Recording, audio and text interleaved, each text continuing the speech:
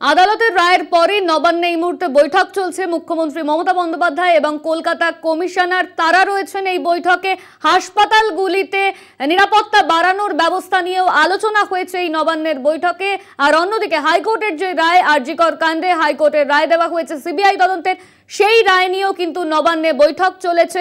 আর এই মুহূর্তে নবান্নের বৈঠকে মুখ্যমন্ত্রী মমতা বন্দ্যোপাধ্যায় এবং পুলিশ কমিশনার তিনি রয়েছেন। হাসপাতালগুলিতে নিরাপত্তা বাড়ানোর নির্দেশ দেওয়া হয়েছে।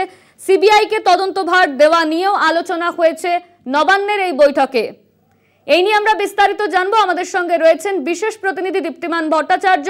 দীপ্তিমান, নবান্নে এই হাইকোর্টের রায়ের পরই বৈঠক চলেছে। এই বৈঠকে হাসপাতালগুলিতে নিরাপত্তা ব্যবস্থা বাড়ানোর কথা বলা হয়েছে। বৈঠক থেকে আর কি কি উঠে আসছে?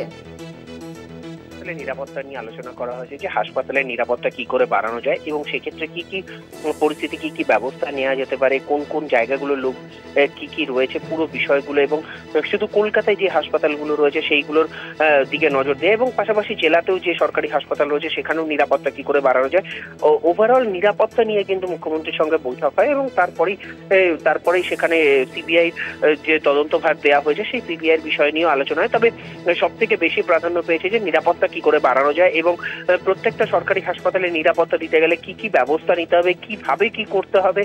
সেখানে প্রত্যেকটি হাসপাতালে কিন্তু কলকাতা পুলিশের যেই থানার আন্ডারে যে মেডিকেল কলেজগুলো রয়েছে প্রত্যেকটা জায়গায় কিন্তু পুলিশের একটা করে আউটপোস্ট আছে।